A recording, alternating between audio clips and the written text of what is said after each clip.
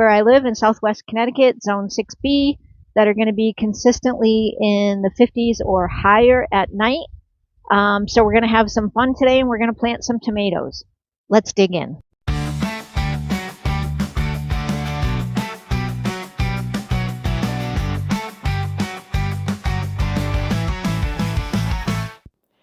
So unfortunately, after spending 3 hours filming this video on how to plant tomatoes, when I came inside to edit, I realized that my headset battery had died and I had no voice. So I'm going to try doing a voiceover and speaking to this video as best I can. So today we're planting tomatoes, and there are two different types of tomatoes. We're starting with the determinate tomato, which is a tomato variety that grows to a certain size, around 3 feet or so, produces all its fruit at one time, and then when that fruit is done, it stops producing for the season, and that's the end of that. One of the things about tomatoes, whether it be a determinate, like what we're going to be planting now, these are heritage paste tomatoes, or an indeterminate, which we'll be planting later. As you can see, the tomato stem, a tomato is unique in a way that any part of the stem that you plant under the soil, the root system will continue up the stem. So it's not like a pepper or eggplant where you normally plant it about the same height that it was in the container that you remove it from. A tomato plant, you can plant it all the way up to whatever foliage you want to start with. So what I did yesterday to prepare for this is I went along the stem of the tomato and I removed any of the lower leaves. And you want to do that the day before, only because you want to allow that space to heal fully where you removed the leaf before you do your planting. So if I'm going to be removing tomato leaves, I do it before I plant, and that way that node has a chance to heal over before I put it in the ground. Interesting fact is the majority of vegetables that you're planting, when your vegetables do get some kind of disease, aside from powdery mildew, most of the time that disease comes from the soil. So that's why you want to remove the leaf and give it at least 24 hours for that node to heal up, so you're not introducing soil-borne diseases to the plant when you plant it. First thing I always do is I always clear out whatever's in the bed. This particular bed to my left is my kohlrabi, so I'm going to give it about a foot from where I planted the kohlrabi to the tomato plant. Tomatoes can get pretty big, so I try to plant one tomato plant per square foot. And depending on who you're talking to or who you're getting advice from, they may say that that's still too close. Some people may say they plant them closer. Again, a lot of that is all up to personal preference. And you can always try different spacing and see what works best for you.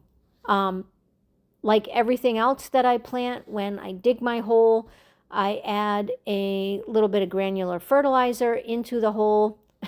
Watching this video afterwards, I realized I put way too much granular fertilizer in the hole. You could see when I use the cup, it's probably a little bit overdone. I don't think it's going to hurt anything. Tomatoes are heavy feeders. So yeah, look at that. That's a lot of fertilizer. So you want to put it in the hole and then mix it in with like the top few inches of soil.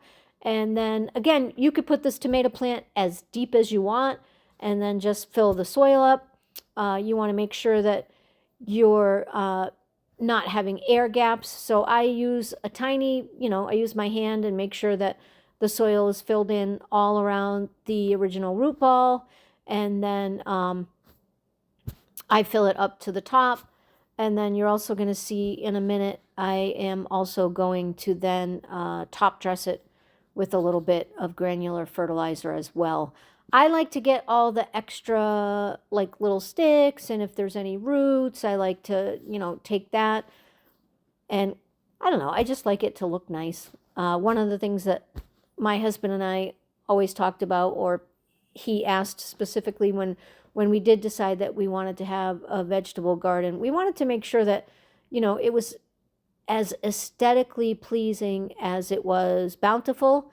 I think it's just a magnificent feeling when I come out to the garden and I get to see, sometimes, I'll be honest with you, it's a little breathtaking. It's just so beautiful to see. If, I like to take care of it. So, I mean, I'm only going to plant a few of these tomatoes with you guys, but it's basically the same scenario. Some of these, I probably could have planted them a little bit deeper, but my raised beds are only a foot deep. So I don't have, depending on, the depth of your raised bed, you may want to plant the tomatoes a little bit deeper. And I'll show you when we get to the indeterminate varieties, I'll show you another way that you can plant. It's more like you're putting the tomato almost in like a trench, and you put the stem sideways, and then you just let the very top of the plant stick up above the soil.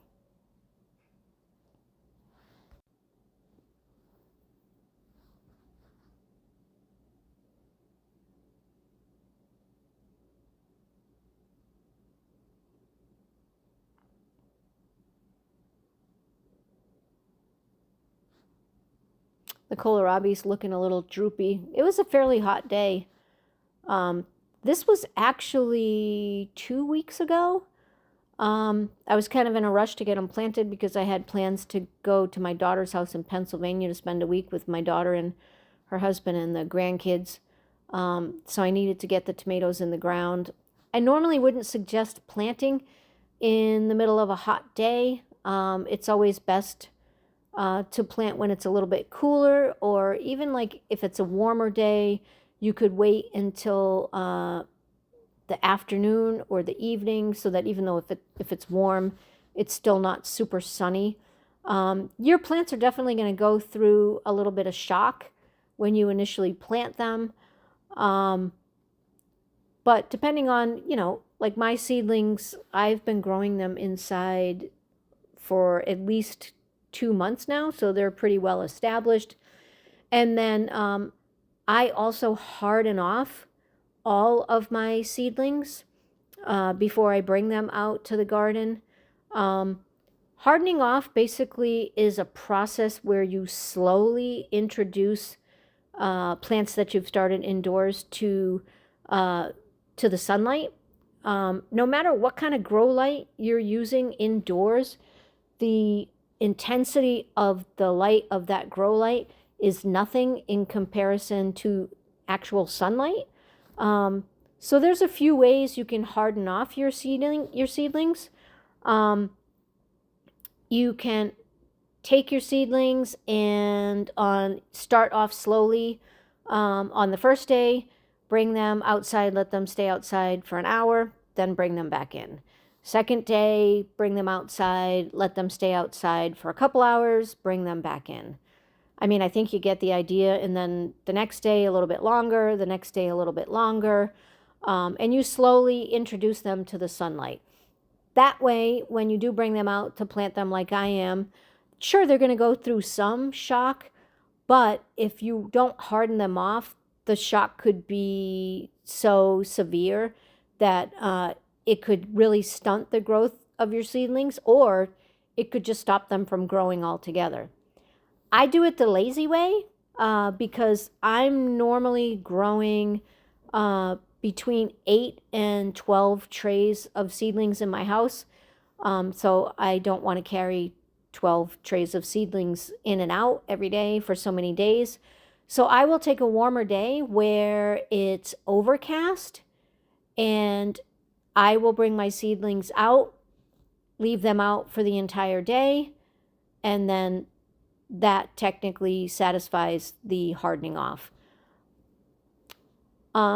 After I plant my tomatoes, my determinate ones, which again are the ones we're planting now, I used to use tomato cages. I'm really not a big fan of tomato cages, so now I simply stake them. So after I planted all the tomatoes, I went and got my stakes. I put my stakes in. You want to put the stakes in, or I like to put the stakes or the tomato cages when you first plant them. First of all, you are going to be shocked at how quickly these tomatoes are going to grow and get out of control. And sometimes it's much more difficult after the fact to add a tomato cage. It's not so hard to add a stake, but what you could end up doing is you could end up putting the stake in and putting it through and interrupting the root system that's already started to develop. So by putting in the stakes now, I know, about how wide around my root ball is. So I put my stake just outside of that root ball so that as the roots grow, they'll grow around it and I'm not stabbing a stake through my root ball. So you can see now what I'm doing is I am taking a liquid fertilizer. I like to use a nice organic kelp. I think it's like a tablespoon per gallon of water. And then after the seedlings have been planted, and even though I top dress it with the granular fertilizer, the plant tone organic fertilizer, I still like to add the liquid kelp as well, just to give them a little extra boost when they first go in the ground. So for the heritage paste, I believe I planted 10 of these. I like to plant a lot of paste tomatoes because I like to use my tomatoes to make tomato sauce. One of the things that I love to cook for my kids is spaghetti and meatballs, especially for the grandkids. I just love the idea that, it's made with my own tomato sauce from the garden. So I like to plant. So what did I got? I have heritage paste, and then for my indeterminate varieties that we'll be planting next, I have a San Marzano for a paste tomato, and then I got like a culinary blend for sandwiches and eating fresh and things like that. So now we're going to switch to the indeterminate varieties, and I grow these very differently. For these, I actually have along the side of my garden, I have two 12-foot fence posts, or three 12-foot fence posts in the ground along the side. And then I have a cable that I have tightened along that fence post, which I then hang tomato hooks from. And then I grow the tomatoes up the string that comes from the tomato hook. So this is an example of the tomato hook. The string unravels, so I unravel however much string that I need to reach from the cable. And then I have this handy dandy tool that I made that allows me, because I don't like to say that I'm short, but I am not a tall person. So that way I can use that, and I hang the hook up on the cable, and then the string hangs down. And the way this works is when I'm planting the tomato, I actually put the string underneath the tomato in the planting hole. And then as the tomato grows, I wrap the string, or I wrap the tomato around the string, and it guides the tomato and it provides support. With the indeterminate varieties, I maintain, or I prune them pretty significantly as they grow. I remove the suckers, and then again I wrap it around the string, so it's more just like a one lead plant going up the string, and then the tomatoes grow from there. It's a little less attractive, but by removing the suckers and not allowing the plant to just go like totally crazy, it provides a better airflow, and the tomato plant is less likely to get some of the fungal diseases that tomato plants are very prone to. So you can see here I'm like putting the string under the tomato plant. I don't want it like super, super tight, but I don't want it loose either. And then I'm just going to tuck it in just like I did. I mean, it's basically the same planting. The only difference is the string and the cable system. Later on, I go back and I cut off all that extra string so that I'm not like getting my tools and stuff caught on it. But I mean, it's going to be the same exact thing. I'm going to make sure it's tucked in nice and neat. I'm going to top dress it with some granular fertilizer and similar planting strategy. I'm going to put them like a foot away from each other in the bed. These beds, since I'm using the string for the tomato, and you can see there's a lot more room in the front of the bed, I have a automated irrigation system that I set up. So in this particular bed, I'm going to be using a soaker hose, a 50-foot soaker hose. So it's going to go right next to the tomato plant, and then it's going to loop around and do a second row in the front of the bed, and I'm going to be planting the front of the bed with holy basil. Holy basil or any type of basil is a great companion plant for tomatoes because the smell of the basil confuses the tomato hornworm and other insects that are looking for your tomatoes. And we eat a lot of holy basil. So these two or three 4-foot beds where I'm planting my indeterminate tomatoes are going to all have that front row of holy basil. So you see how the string is nice and tight.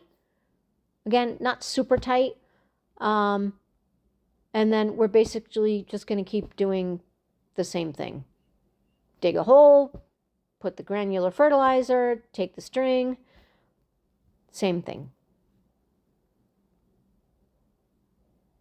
I've actually been using this same set of tomato hooks for probably 4 years now. They come with a pretty significant amount of string already on it. And I have cut a little bit off, but even with what I've cut off, and it's kind of like a nylon type string. So I feel like it was a great investment. And not only that, but as your tomato plant grows, believe it or not, I've had some of these tomato plants get like 12 feet tall. So what you can do is as your tomato plant climbs the string, and then you're going to notice that the growth of your plant is going to now reach where the string is hanging on the cable. You can take the hook off the cable, release more string, and then put the hook back, and it actually like the tomato plant, it allows the tomato plant to lean and gives it a little additional room to grow. I've seen these same kind of trellises done a lot of different ways. Some people do it just like with a wooden piece across with like an eye bolt, and then the string goes from the eye bolt, or the tomato hook could hook to the eye bolt. There's lots of different ways to do this. This is what I chose, and again, I've been reusing these strings. I've also done, instead of in years in the past when I have forgotten and or didn't have time and didn't have my cable ready, I have added the strings after the fact. Again, it is much more difficult to do so after the fact because once the tomato gets to a certain size, it's not as easy to manipulate it. But what I've done in the past is I've taken the string, and instead of putting it under the tomato plant, I've secured it to the soil with a landscape staple, or I have a bunch of plastic tent stakes that I've used. So if you don't have it set up in time, or if you're like, oh, this is a great idea, I wish I had thought of it, you could still go back and do it. It's just a little bit harder because if you're not maintaining something for your tomato plant, especially these indeterminate ones, they are going to grow out of control, and then it's so much harder to rein them in without like breaking them or damaging them. I would recommend, if you have the time and the resources, to have some kind of plan in place at the time of planting.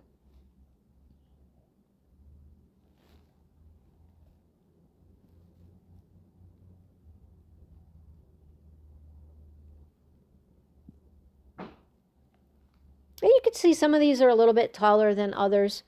Tomato plants grow very quickly. So it's just same scenario. Get the string. My next video is going to be a garden update. And again, it's only been not even 2 weeks. I think just barely 2 weeks since I've planted these tomato plants. And I am always amazed at how quickly the plants progress. And I'm super happy with how they've been doing. I've been going out. I mean, I'll be honest with you, when I get home from work, the first place I go is out to my garden. It really helps center and calm me, and it's always so exciting for me to see how much the plants have grown from day to day. Again, I'm an empty nester. I'm a grandma, and my grandchildren don't live in the area, so it's easy for me to spend a ridiculous amount of time in my garden because I don't have, the responsibilities that like a young family has.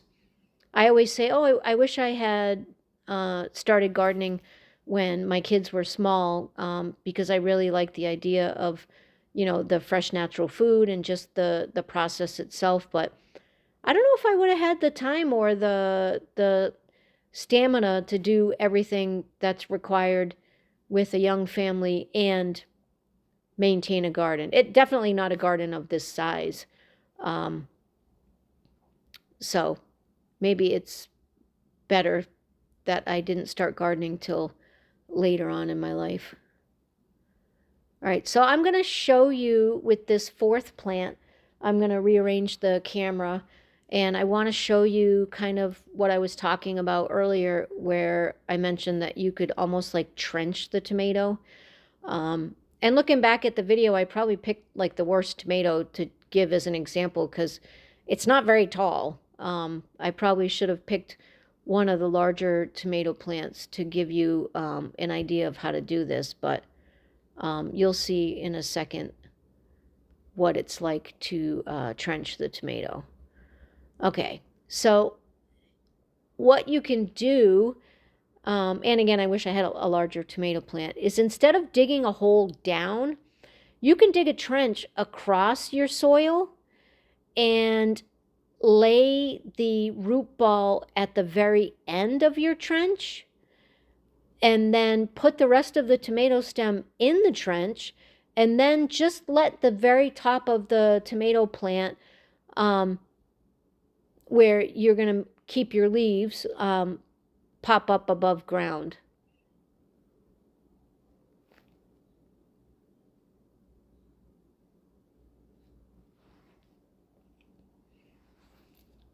So you could see this is not a very tall, I mean, I guess I didn't want to take off any additional branches because the plant, really, I was just so happy with how it looked. I didn't want to, I didn't feel like it was necessary to take off any additional leaves.